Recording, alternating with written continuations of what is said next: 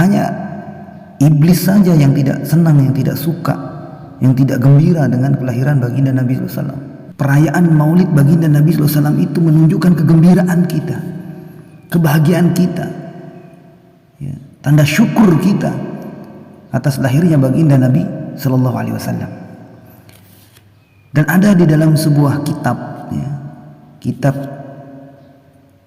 karangan Sayyid Bakri Syato, ya, yaitu kitab I'anatul Talibin, ya. Jadi kitab I'anah At-Talibin ala hali alfaz Fathil Mu'in, itu nama lengkap, judul lengkap daripada kitab tersebut. Jadi Syekh Bakri Syato ini beliau ulama mazhab Imam Syafi'i. Beliau menerangkan, ya, tentang hukum dan fadilah maulid Nabi SAW, perayaan maulid Nabi SAW panjang lebar. Itu dari halaman 606 sampai 610. Itu tentang maulid baginda Nabi SAW. Jadi beliau ini mengarang kitab, ya. Jadi tentang kitab I'anat Talibin ini, kitab yang hampir-hampir wajib di setiap pondok-pondok pesantren, ya. Pondok-pondok pesantren di Nusantara ini, pondok pesantren Ahlus Sunnah wal Jamaah. Karena penulis kitab ini adalah ulama Nusantara, ya, dari Banjarmasin.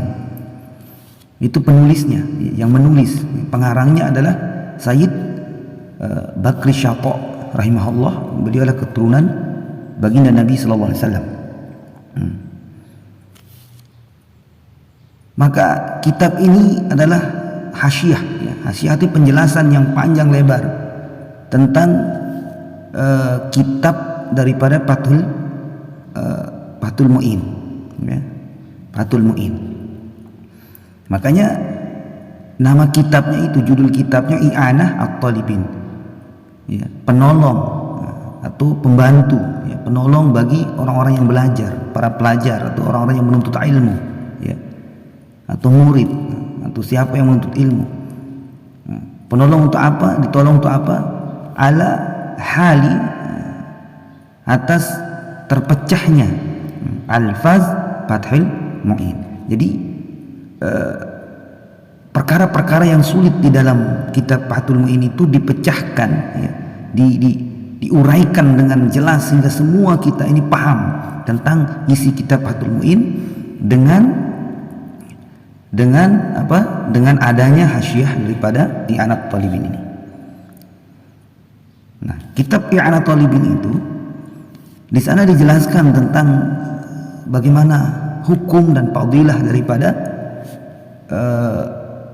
perayaan maulid baginda Nabi SAW yang dirayakan itu tiap tahun. Di antaranya di sana yang akan saya sampaikan ini tentang pendapat Ibnu Hajar, ya. Artinya bagaimana Ibnu Hajar ini menganggap atau berpendapat bahwa adalah berpahala, ya, berpahala bagi orang yang merayakan maulid Nabi. Pahalanya besar sekali bagi orang yang merayakan maulid baginda Nabi SAW. Maka di sana di halaman 607, ya, mulainya dari pojok kiri paling bawah, dari paling bawah sampai 608 di pojok atas sebelah kanan. Nah, jadi di dalam kitab Al-Talibin itu disebutkan bagaimana cara Ibnu Hajar ini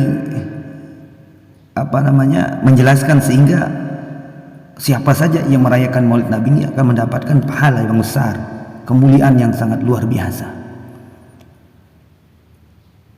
Kalimatnya di sana, ya, dalam kitab Al-Talibin itu, wastanbatal hafizu Ibnu Hajarin takhrij amal al-maulidi ala aslin thabitin bis sanah wa huwa ma fi sahihain anna Nabi sallallahu alaihi wasallam qadima al-Madinah fawajada al-yahuda yasumuna yawma Ashura fa'asalahum faqalu huwa yawmun aghraqallahu fihi fir'aun wa naja Musa wa nahnu nasumuhu syukran faqala nahnu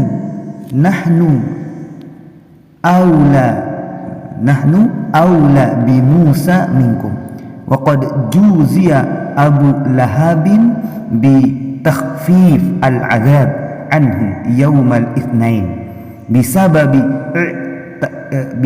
i'taqihi Suwaibah lamma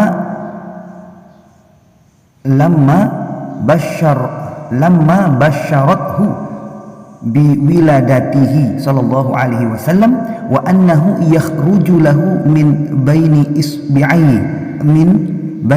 isbi'aihi ma'un yashrabuhu kama akhbara bidzalik al-Abbas fi manam ra'a fihi Aba Lahab. Jadi dijelaskan di sana bahwa Ibnu Hajar itu mengambil istinbat,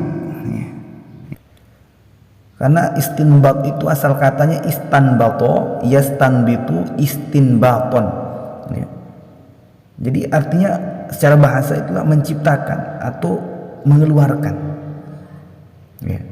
Namun secara istilah, istinbat itu adalah suatu perbuatan atau kegiatan yang dilakukan oleh ahli fikih, ulama ahli fikih atau ahli hukum agama gitu, untuk mengungkapkan sesuatu dalil yang dijadikan dasar dalam menarik suatu kesimpulan.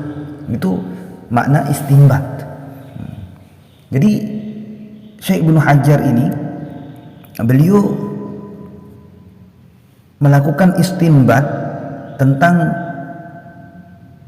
perayaan Maulid baginda Nabi SAW tiap tahun itu akan mendatangkan pahala, suatu perkara yang sangat mulia, akan mendapatkan syafaat dari Rasulullah SAW itu bagi pelakunya, siapa yang merayakan Maulid Nabi. Maka istinbatnya yaitu terdapat dalam hadis riwayat Imam Bukhari dan Muslim, yaitu di mana baginda Nabi Sallallahu Alaihi Wasallam ketika beliau ke Madinah, ketika beliau masuk Madinah atau datang ke Madinah, fawajadal yahuda yasumuna yauma Asyura. Maka ketika Nabi SAW masuk Madinah itu bertemu dengan orang Yahudi. Orang-orang Yahudi itu sedang dalam keadaan berpuasa Asyura. Fasa'alahum, Nabi tanya kepada mereka, kenapa kalian berpuasa Asyura? Apa sebabnya? Faqalu, orang Yahudi menjawab, huwa yaumun agraqallahu fihi Fir'aun wa naja Musa wa nahnu nasumuhu syukron. Orang Yahudi mengatakan kami berpuasa karena rasa syukur.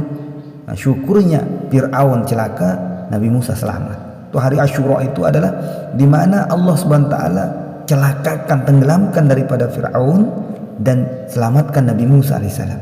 Maka Nabi sallallahu alaihi wasallam menjawab orang-orang Yahudi itu, faqala nahnu aula bi Musa minkum. Maka Nabi menjawab, kami yang lebih pantas untuk berpuasa, untuk bersyukur atas keselamatan Nabi Musa itu. Kemudian dalam kitab I'anatul Talibin itu dijelaskan bahwa Sayyid Bakri Syata rahimahullah itu menceritakan tentang Abu Lahab. Wa qad juziya Abu Lahabin bi takhfif al-azab anhu yaumal itsnain bisababi i'taqihi Suwaibah lamma basyarathu bi wiladatihi sallallahu alaihi wasallam.